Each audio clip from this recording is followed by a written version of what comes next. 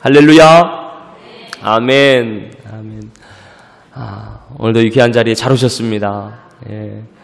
은혜를 사모하며 나온 저와 여러분 모두 위에 또 하나님의 풍성한 은혜와 복이 가득하시기를 주님의 이름으로 축복합니다. 아멘. 하나님께서 여러분들을 사랑하십니다. 늘 그 사랑을 잊지 마시고 우리의 상황과 형편이 어떠하든지 늘 그 사랑을 붙잡고 의지하며 살아가는 저와 여러분 되시기를 바랍니다. 오늘 말씀의 제목을 함께 따라서 하십니다. 편견을 넘어 사랑과 긍휼로. 편견을 넘어 사랑과 긍휼로. 여러분, 사람들은 저마다 여러 가지 편견을 가지고 살아가지요. 또 사회적으로 그런 편견을 조장하기도 하는 것 같습니다. 편견의 뜻이요, 치우칠 편, 바라보다 볼견, 치우쳐서 바라보는 것입니다. 어떤 사건이나 사물을 객관적으로 정확하게 보질 않고 주로 부정적인 평가, 나쁜 감정을 가지고 미리 속단해 버리는 것이에요. 그렇게 치우쳐서 바라보는 것입니다. 예를 들어서요, 저도 그렇게 문득 생각할 때가 있어요. 주차장에서 한 번에 차를 그 주차선에 딱 맞춰서 후진으로 차를 딱 세운 그 차에서 한 여인이 내립니다. 여자가 내려요. 그러니까 그걸 본 남자가 여자가 주차를 잘하네. 그 얘기에는 은연중에 여자는 주차를 못하는데 의외라는 거죠. 의외라는 그런 뜻이 담겨져 있는 거죠. 주차 잘하는 여자 얼마나 많아요. 주차 못하는 남자도 얼마나 많고요. 이런 것도 어떻게 보면 이제 편견인 거죠. 편견인 것입니다. 이렇게 우리가 쉽게 접할 수 있는 편견들이 참 많습니다. 장애인은 저런 일 할 수 없을 거야. 그런 편견도 있고요. 또 요즘 다문화 가정도 많아지고 세터민 탈북자들도 많아지는데 그들은 우리와 다를 거야. 그런 좀 편견을 가지고 보게 되는 경우가 많이 있지요. 인종에 대한 편견도 있습니다. 흑인들 그러면 많이 못 배웠을 거야. 가난할 거야. 그렇게 생각하기가 쉽죠. 반대로 백인이라 그러면 교양도 있고 많이 배우고 다 그래도 번듯하게 살 거라는 그런 편견이 있습니다. 요즘 미국에서는요, 그 백인 우월주의, KKK 단까지 나와가지고 거리에서 막 활보를 치고 그러니까 지금 미국 사회가 경각심을 가지고 이거 이대로 가면 안 되는데 그런 경각심을 가지고 있습니다. 그 인종에 대한 차별과 편견이 있습니다. 우리가 살고 있는 우리 이 지역에 대한 편견도 있어요. 충청도는 느리다는 편견.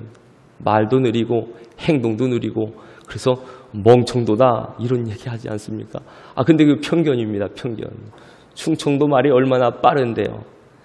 여러분 들어보셨나 모르겠어요. 어서 오십시오 그렇게 얘기하는 거 어여와유 그러면 끝입니다. 어여와유. 저 좀 보세요. 여기 좀 봐주세요. 좀 봐유 그러면 끝이에요. 그죠? 돌아가셨습니다. 가슈 그러면 끝이고 얼마나 빠릅니까? 갈게요 말게요 먹을게요 말게요. 참 충청도만큼 이렇게 빠른 지역도 없는 것 같아요. 우스갯소리지만 어쨌든 이런 편견이요 사람을 얼마나 상처를 주고 비인간적인 이야기인지 모릅니다. 그죠? 그런데 이런 편견들이요 우리 신앙인들의 마음 속에도 얼마나 많이 있는지 몰라요. 특별히 하나님에 대한 편견이 우리 안에도 있습니다. 오늘 읽은 본문 말씀은요 유대인들의 오래된 편견을 드러내주고 있는 것이에요. 바로 이방인에 대한 편견입니다. 하나님은 이방인들을 사랑하시지 않는다. 하나님은 이방인들을 버리셨다. 그런 생각이 이 당시에 유대인들의 마음속에 있었습니다. 옛 유대인들은요 이 세상의 모든 사람들을 두 부류로 나눴다 그래요. 하나는 하나님의 택함을 받은 유대인 자기들이고 또 다른 부류는 하나님을 알지 못해서 버림받은 이방인, 그렇게 두 부류로 나눴다 그럽니다. 그래서 그들은 하나님을 알지 못하고 버림받은 이 이방인들과는요 상종을 하지 않았던 것이에요. 사람으로 대접을 하지도 않았습니다.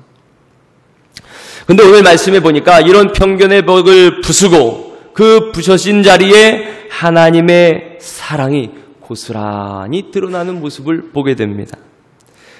예수님께서 이방 여인에게 긍휼을 베풀어 주시는 거예요. 은혜를 베풀어 주시는 거예요. 오늘 본문 말씀은요, 예수님께서 바리새인들과 정결법에 관한 논쟁을 하신 다음에 나오는 말씀입니다. 사건이에요. 당시 유대인들은 이 토라로 대변되는 성문법하고요, 또 계속해서 입으로 전해진 구전법, 그 구전법의 영향을 받고 살았습니다. 특별히 모세의 율법을 장로들이 해석해온 그 장로들의 전통, 그 권위가요, 토라와 같을 정도로 그렇게 아주 중요하게 장로들의 전통을 이들이 잘 받들고 또 그 전통에 따라 살아가고 있었습니다. 하루는 예수님의 제자들이 손을 씻지 않고 떡을 떼어 먹는 것을 이제 바리새인들이 보게 된 거예요. 그 광경을 보고서 어떻게 당신의 제자들은 장로들의 전통에 의한 그 정결법을 어깁니까? 그렇게 이야기를 하는 겁니다. 장로들의 전통에 의하면 꼭 식사를 하기 전에 손을 씻고 먹어야 됐거든요. 그러니까 그거를 어기는 제자들을 보면서 어떻게 그럴 수가 있습니까? 하나님의 아들로 왔다, 메시아로 왔다는 당신의 제자들 왜 그렇게 부정한 짓을 하고 모세의 율법에 버금가는 장로의 전통을 그렇게 쉽게 어기도록 내버려 두십니까? 그렇게 예수님을 책망하는 거지요. 그때 예수님께서 이렇게 말씀하십니다. 너희는 어찌하여 너희의 전통으로 하나님의 계명을 범하느냐. 그래서 내 부모를 공경하라, 그렇게 하나님께서 말씀하셨는데 너희는 어떻게 장로들의 전통에 의해서 하나님께 드림받았다, 고르반이다, 그러면 부모에게 공경하고 모시지 않고 그냥 없이 너희들 마음대로 그렇게 해도 괜찮다고, 그렇게 어떻게 하나님의 계명보다 장로의 전통을 더 앞세우느냐. 오히려 예수님 그렇게 책망하시는 거예요. 그러면서 손을 씻지 않고 입으로 들어가는 음식이 우리를 더럽히는 것이 아니고 우리 마음속에서 나오는 악한 생각들이 정말 우리를 더럽게 하는 것이다, 그렇게 주님 말씀하시죠. 그리고 그렇게 바리새인들과 정결법에 관한 논쟁을 하신 뒤에 가버나움을 떠나셔서 오늘 말씀의 본문 배경이 되는 두로와 시돈 지방으로 가시는 겁니다. 그리고 거기에서 만나는 한 여인과의 사건이 오늘 본문 말씀의 이 중심 이야기가 되는 것이에요. 여러분 다 같이 21절과 22절 말씀을 함께 읽겠습니다. 21절, 22절 시작. 예수께서 거기서 나가사 두로와 시돈 지방으로 들어가시니 가나안 여자 하나가 그 지경에서 나와서 소리질러 이르되 주 다윗의 자손이여 나를 불쌍히 여기소서, 내 딸이 흉악하게 귀신 들렸나이다 하되. 아멘. 여러분, 예수님께서 가버나움에서 곧장 떠나서 가신 곳이 두로와 시돈 지방인데, 이 두로와 시돈 지방은 이방인들이 사는 지역입니다. 이방인들의 땅이에요. 이방인의 지역입니다. 특별히 시돈 그러면요, 엘리야 시대의 아하방의 부인 누구죠? 이세벨이죠. 이세벨. 이스라엘의 하나님을 멀리하고 우상을 섬기게 만들었던 이세벨. 바알의 선지자와 아세라의 선지자를 막 융성시키고 하나님의 선지자들을 무섭게 처단했던 그 이세벨의 고향이 바로 시돈 땅입니다.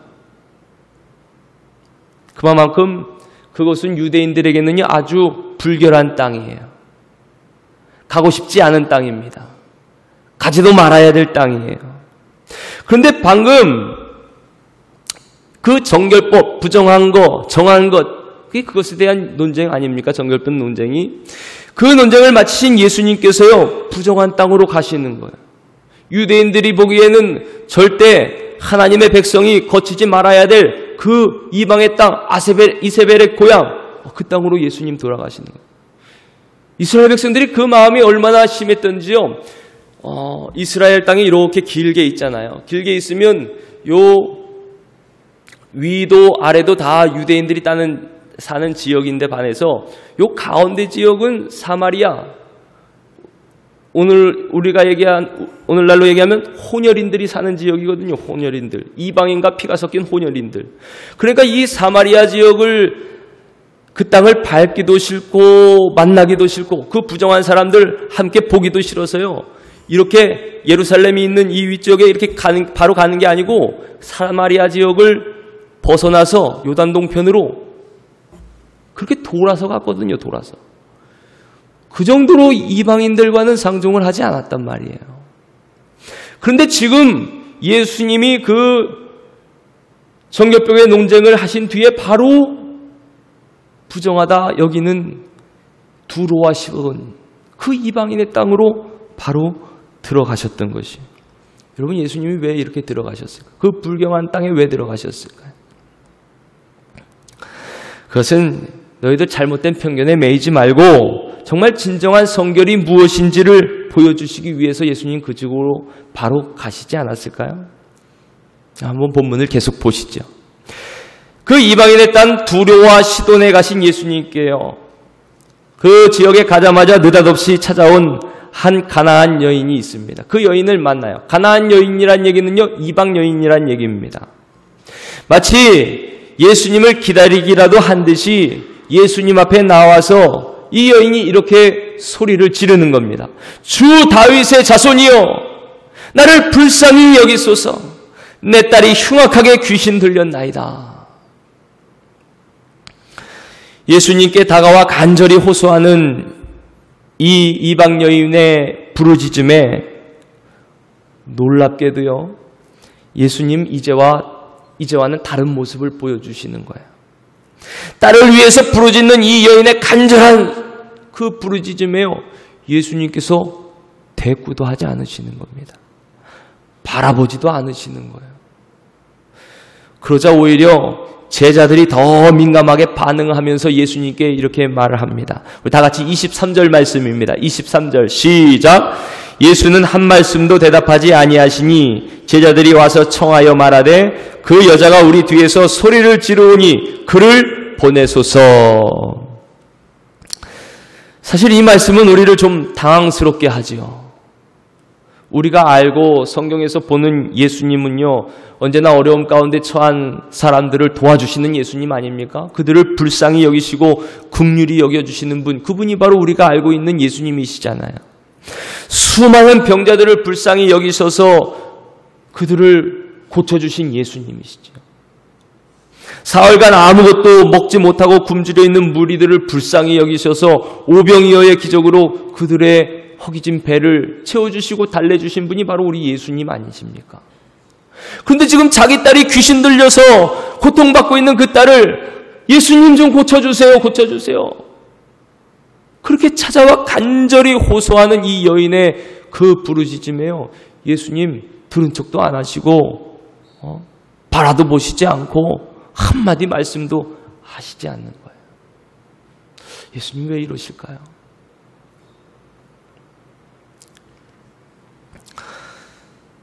이렇게 한 말씀도 안 하시고 대꾸도 안 하시는 거, 이거 정말 이방인에 대한 멸시와 무시, 모욕 아닙니까?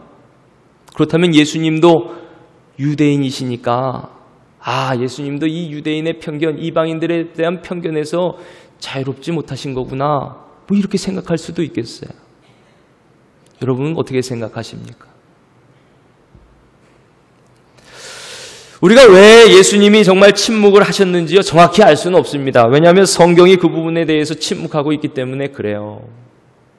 하지만 오늘 말씀의 진행을 가만히 보면요, 이 의미를 우리가 더 생각할 수가 있죠.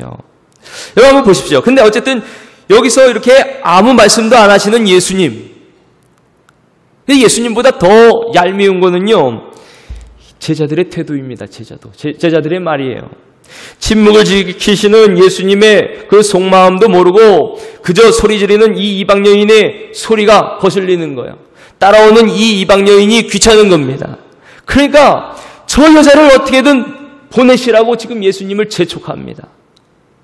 불결한 이방 여인, 저런 여인 보기도 싫습니다. 저 목소리 듣기도 싫어요. 예수님 어떻게든 하여튼 저 여인 좀 돌려보내세요. 그게 그런 얘기거든요. 정말 인간적으로 이럴 때 실족하지 않을 사람이 누가 있겠습니까? 아마 교회에서 어느 장로님이나 중직자가 목사님, 저런 사람은요 교회에 오지 못하게 하세요. 만약 그 얘기를 당사자가 들었다면요, 마음에 얼마나 큰 상처가 되었을까요? 내가 이 교회를 계속 다녀야 되나? 아마 교회를 떠날 수도 있을 겁니다. 지금 제자들이 예수님께 그렇게 말하는 거거든요. 저 여인을 돌려보내라고요. 저 이방 여인, 불결한 여인을 돌려보내라고요. 제자들의 이런 말을 듣고요, 침묵을 지키시던 예수님께서 작정하신 듯 한 말씀을 하십니다. 어떤 말씀이실까요? 제자들을 꾸중하셨겠죠? 우리 예수님이신데요. 자, 다 같이 24절 말씀을 함께 읽겠습니다. 24절 시작. 예수께서 대답하여 이르시되 나는 이스라엘 집에 잃어버린 양 외에는 다른 데로 보내심을 받지 아니하였노라 하시니. 아멘. 아니, 예수님이 어떻게 이러실 수가 있어요? 지금 제자들을 꾸중하시는 게 아니고요, 오히려 자신의 딸을 고쳐달라고 지금 간절히 예수님께 나와 구하는 이 가난한 여인의 청을 거절하시는 거예요. 매몰차게 거절하시는 거예요. 나는 너를 위해서 보냄을 받지 않았다. 거절하시는 거예요. 너에게 도움을 줄 수도 없고 너에게 은혜를 베풀지도 않겠다. 지금 그렇게 거부하시는 거예요. 그 주님의 이 말씀이 얼마나 충격적인 말씀인지 여러분 한번 생각을 해보세요. 누군가 저에게 와가지고, 여러분이 한번 저에게 왔다고 생각해보세요. 저에게 와서 목사님, 제가 지금 아파요. 저를 위해 기도를 좀 해주세요. 그렇게 어렵게 찾아와서 부탁을 했어요. 근데 제가요, 권사님께 기도해 줄 수 없어요. 당신한테는 기도해 줄 수 없어요. 기도 안 할 거예요. 그렇게 거절을 했다고 생각을 해보십시오. 여러분 기분이 어떻겠어요? 그렇지 않아도 직장에서도 무시를 당하고, 가정에서도 인정을 받지 못하는 것 같고, 여기저기에서, 그런데 교회에서까지, 목사님까지 나를 무시하나. 그 상처가 크겠죠. 뭐 이런 목사가 다 있나, 아마 그렇게 생각하실지도 모르겠어요. 그런 굉장한 모욕감을 받고 정말 신앙생활을 계속 해야 되나, 교회를 계속 다녀야 되나, 정말 이런저런 그런 갈등과 고민들이 쌓일 겁니다. 근데 예수님께서 지금 이런 말씀을 하셨다는 거예요. 잘 믿겨지질 않죠. 그런데 더 놀라운 것은요, 그 다음에 이어지는 이 이방 여인의 반응입니다. 정말 믿음이요, 말뿐만이 아니고 정말 우리의 삶과 태도, 속일 수 없는 삶의 모습으로 나타난다는 것을 분명히 이 이방 여인이 보여주고 있는 것이요. 여러분, 이 이방 여인이 뭐라고 얘기를 합니까? 우리 다 같이 25절 말씀을 함께 읽겠습니다. 25절 시작. 여자가 와서 예수께 절하며 이르되 주여 저를 도우소서. 아멘. 저리 가라, 저리 가라고 말씀하시는 예수님 앞에요, 오히려 이 여인은 그 앞에 엎드려 절하면서 더욱 간절히 호소하는 거예요. 주여 저를 도와주세요. 주여 저를 도우소서. 사랑하는 성도 여러분, 지금 이 이방 여인의 간절함이 느껴지십니까? 주님 저를 도와주시옵소서. 주여 저를 도우소서. 딸을 위해 부르짖는 이 한 어머니의 간청, 그 간청을 들은 척도 하지 않으셨던 예수님 아닙니까? 드디어 한 말씀 하신다는 그 말씀이 나는 잃어버린 양 외에 보냄을 받지 않았다. 나는 너 같은 이방인을 도울 수 없다. 그렇게 충격적인 말씀을 하신 그 예수님이에요. 그 예수님 앞에 엎드려서 그 예수님 앞에 나와 절하며 이 여인은 이렇게 이야기하는 거예요. 주님, 그래도 저를 도와주십시오. 저를 도와주십시오. 주여 저를 도우소서. 간절한 마음으로 예수님을 붙잡는 것입니다. 여기서 실제로 절하다는 단어가요, 프로세키네스 그럽니다. 반복적인 의미가 있어요. 그러니까 예수님의 발 앞에 엎드려서 지금 계속 절하고 또 절하고 또 절하면서 예수님 저를 도와주세요. 예수님 저를 도와주세요. 자신을 거절하는 예수님 앞에 그렇게 절하면서 저를 도와달라고, 주님밖에 없어요, 저를 도와주세요, 빌고 또 비는 것입니다. 사랑하는 성도 여러분, 지금 이 시간 주님 앞에 나온 우리의 마음의 자세와 태도가 이 여인과 같아지시기를 축복합니다. 주님밖에 없습니다. 주님, 나를 도와주세요. 나를 불쌍히 여겨주세요.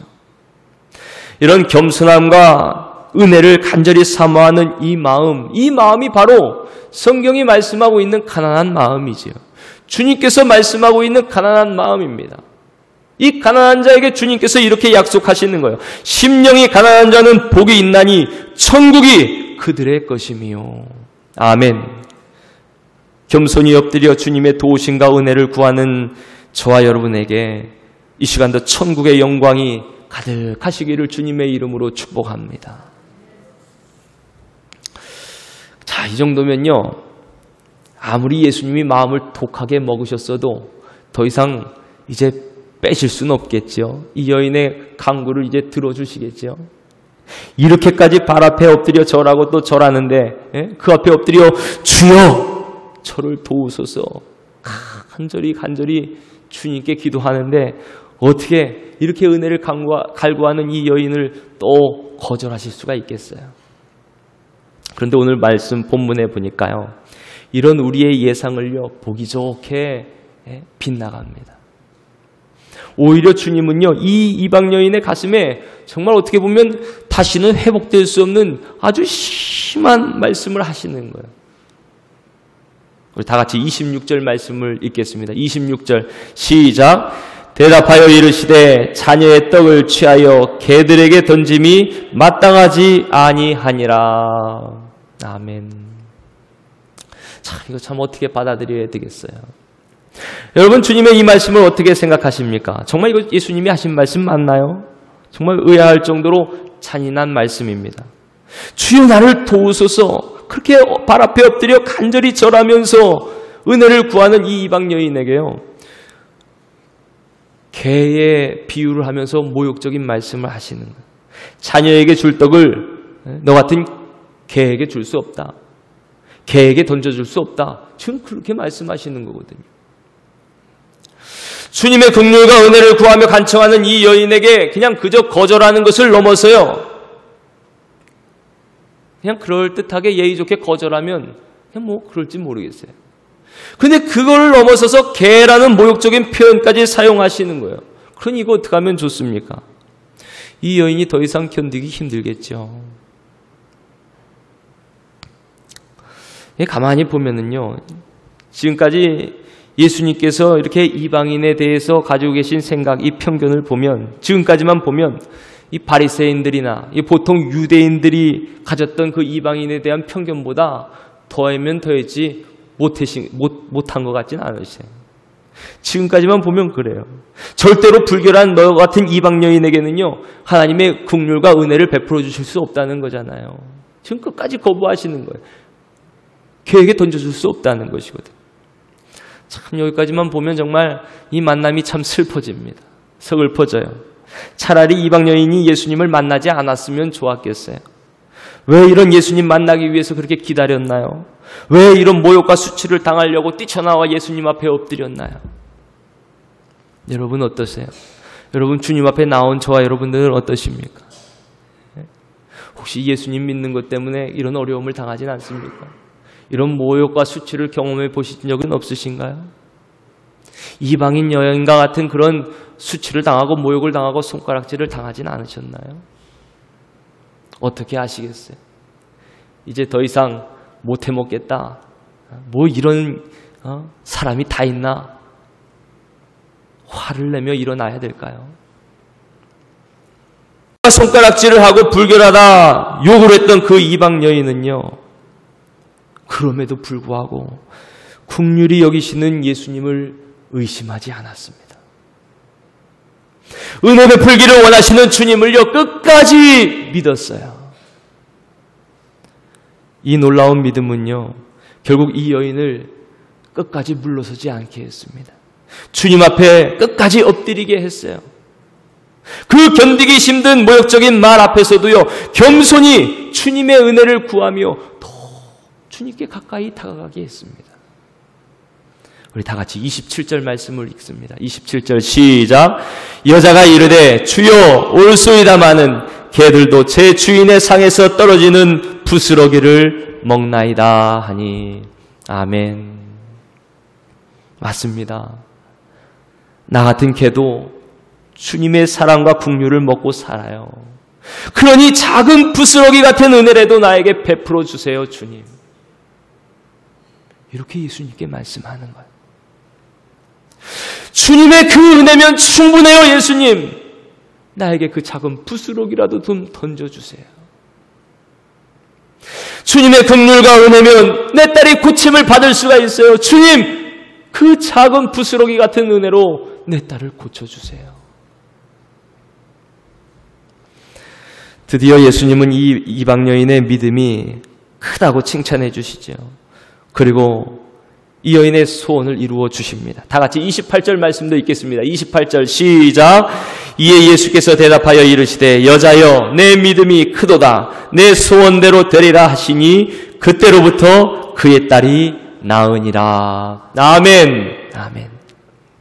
사랑하는 성도 여러분, 오늘 말씀, 이 놀라운 이방 여인의 믿음, 이 믿음이 저와 여러분들의 믿음이 되시기를 축복합니다. 그 이 믿음도 주님께서 주시는 거예요. 주님께서 은혜 베풀어 주시는 거예요. 주님께서 긍휼을 베풀어 주셨기 때문에 이 여인이 믿음으로 끝까지 주님 앞에 엎드려 은혜를 구할 수가 있었죠. 근데 한편 오늘 말씀을 보면요, 왜 예수님께서 이 이방 여인의 간청을 바로 들어주시지 않고 그냥 바로 들어주시면 얼마나 좋았겠어요. 왜 이렇게 끝까지 심지어 개라는 모욕적인 표현까지 써가시면서 그렇게 오래도록 지체하셨을까요? 아마 예수님은 이 가나안 여인의 믿음을 이미 다 아셨을 거예요. 이 믿음이 이렇게 크다는 것을 다 아셨을 거예요. 그런데 그 수많은 사람들이 보고 있는 그 가운데, 특별히 예수님의 제자들, 그들이 보고 있는 가운데 왜 그렇게 모욕을 주고 무신을 주면서까지 예수님이 그렇게 지체를 하셨을까? 여러분, 그건 아까 서두에서 말씀드린 것처럼요, 이 유대인의 잘못된 편견, 잘못된 선민의식을 깨트리시기 위해서입니다. 그 편견이 무엇입니까? 하나님은 우리 이스라엘 백성들만 사랑하셔, 우리들만 당신의 백성으로 삼으셨어, 이스라엘 백성들만 사랑하시고 긍휼과 은혜를 베풀어 주셔, 이방인들은 하나님의 은혜와 사랑을 받을 자격이 없어. 그게 바로 그들이 가진 편견이었던 거예요. 이런 편견을 가지고 당시의 이스라엘 백성들은요, 실제로 가나안 원주민들을 무시하면서 개라는 표현을 썼다고 합니다. 그러니까 예수님께서 이 가나안 여인에게 개라고 하신 말씀은요, 그 당시 유대인들 사이에 그 이방인들을 향하여 사용하는, 통용하는 그런 단어였던 거예요. 그러니까 유대인들 사이에서는요, 전혀 어색하지 않은 얘기예요. 예수님이 오히려 그들의 말로 이방인들을, 그 이방 여인을 책망하신 거예요. 그들과 같은 입장에서 그들이 사용하는 언어로 이방 여인에게 말씀하셨던 거예요. 여기까지 하신 주님의 말씀은요, 그러니까 이방인에 대한 편견을 가지고 지금까지 살아가고 있던 그 유대인들, 그 바리새인들, 그들의 모습, 그들의 자세, 그들의 말을요, 그대로 따라 하신 거예요. 봐라! 니들이 하는 언어를 봐라. 니들이 하는 태도를 보라. 니들이 하는 이방인에 대한 태도, 생각을 한번 봐라. 그 예수님 그렇게 보여주시는 거예요. 사실 이 마태복음을 기록한 마태 공동체도요, 주로 유대 그리스도인들이거든요. 유대인 그리스도인들. 그러니까 유대교 출신 그리스도인들로 구성된 이들 안에도요, 이방인에 대한 이런 편견이 자리를 잡고 있었던 거예요. 사실 이것을 떨쳐내기가 얼마나 힘듭니까? 예수님의 수제자였던 베드로조차도요, 예수님이 돌아가시고 그 예수님이 부탁하시길 땅끝까지, 이방인들까지 주님의 구원의 복음이 증거되길 원하셨잖아요. 그것을 사명으로 주셨잖아요. 그럼에도 불구하고 이방인들에게 복음을 전하는 것에 주저했어요. 이방인들에게 다가가는 것을 망설였어요. 가지를 못했어요. 그래서 베드로를 그 이방인 첫 구원받은 그 구원의 가정 고넬료의 집에 보내기를요, 그냥 꿈으로 보내주시고 환상으로 보내주시면서 그렇게 하나님께서 가라, 예수님께서 가라 말씀하셔서 간신히 그 이방인에게 복음을 전하러 갔던 거거든요. 이방인의 가정에 갔던 것이거든요. 이만큼 이방인에 대한 편견이 얼마나 컸는지 모르는 거예요. 지금 예수님은 그렇게 그들의 이방인에 대한 편견을 당신이 몸소 그렇게 직접 보여주시는 것이에요. 여러분, 그러니 이제 잘 한번 생각해 보세요. 그들의 편견, 이 불결한 이방 여인은 하나님의 구원을 받을 수 없습니다. 이 불결한 이방 여인이 어떻게 하나님의 은혜를 입을 수가 있겠습니까? 그들이 그렇게 생각했던 거예요. 유대인들이 그렇게 무시하고 모욕했던 이방인, 게다가 또 여자에 대한 편견은 더 심하지요. 남자도 아니고 이 여인 하나님의 은혜를 받을 수 없는 자예요. 그것이 마땅하다고 생각했던 거예요. 그런데 오히려 예수님은요, 그 여인을 들어 이 여인의 믿음이 크도다. 이 여인의 믿음이 크도다. 손가락질하며 불결하게 바라보던 그 이방 여인, 예수님 어떻게든 저 여자를 좀 돌려보내세요. 저 불결한 여인 얼른 가라 그러세요. 그렇게 손가락질하던 그 제자들 앞에서 너희들이 그렇게 바라보는 저 이방 여인을 봐라. 저 이방 여인의 믿음을 봐라. 오히려 그 믿음이 크다 칭찬해 주시는 거예요. 너희들이 장로의 전통을 들먹이며 우월감에 젖어있는 그때 이 가난한 여인을 향하여 손가락질하면서 편견을 가지고 그렇게 모욕하며 너희들이 개라고 부르던 이 여인, 그럼에도 불구하고 흔들림 없이 주님의 은혜를 사모하며 나오는 저 가난한 여인의 믿음을 너희가 지금 보고 있느냐?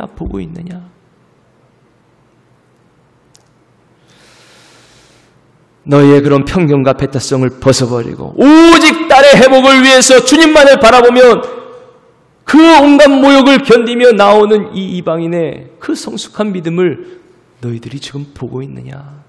그 믿음을 봐라 말씀하고 계시는 것. 아마 유대인들은 이렇게 생각하고 있을지 모르겠어요. 야, 이방인들이 하나님의 은혜를 입으려면 저 정도의 모욕은 감수하는 것이 당연한 거 아니야? 그것만 해도 감지덕지지 뭐. 아마 이방인에게 주신 이 은혜가 가분하다고 생각했을지 모르겠어요. 예수님은 그런 모든 편견을 깨트리시면서 이 여인의 믿음이 크다 칭찬하시면 그 간청대로 귀신 들린 그 여인의 딸을 고쳐주셨습니다. 사랑하는 성도 여러분, 우리 하나님은요, 모든 사람이 구원받기를 원하시는 것이에요. 모든 사람에게 은혜와 긍휼을 베푸시기를 원하시는 분이에요.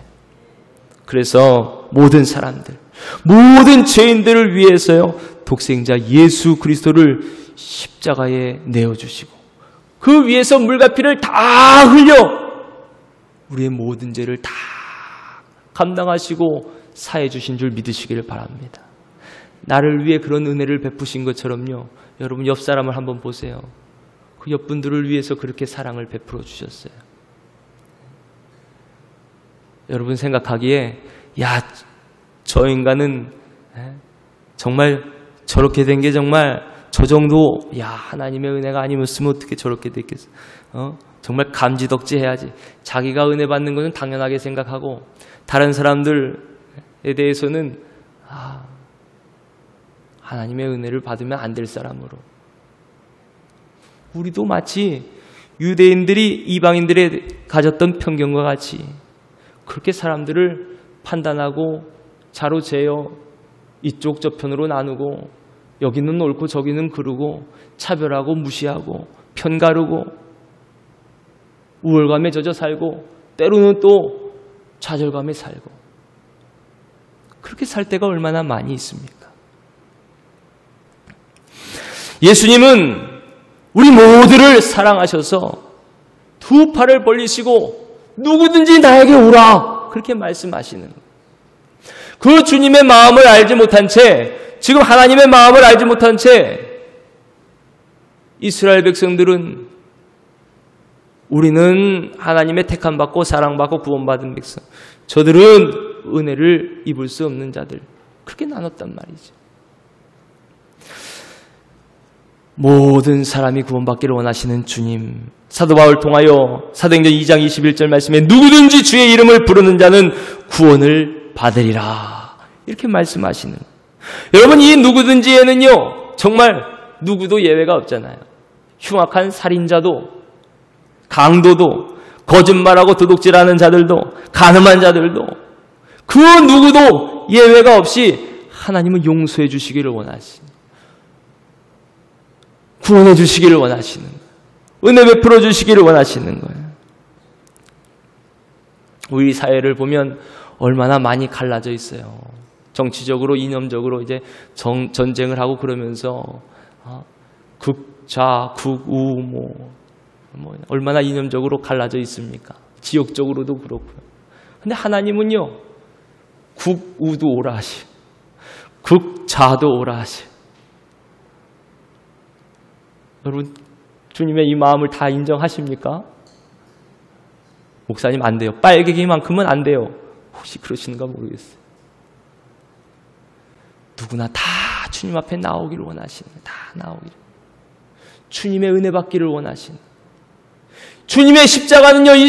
지금도 그 누구도 예외 없이 모든 사람의 죄를 용서하시고 살리시는 능력이 되는 것이에요. 교회가 그러니까 하나님의 몸이라 그러는 것이야. 성령 안에 하나 된 곳이라 그래서 제가 조금 인천에서 부교역자로 사역을 하면서 놀랐던 것이 하나가 있는데 뭐냐면 그 교회의 집사님 중에 한 분이 아주 그냥 왕성하게 활동하는 노조의 노조위원장이세요. 노조위원장 집사님이신데. 근데 그 교회는 아주 보수적인 교회입니다. 아주 보수적인 교회고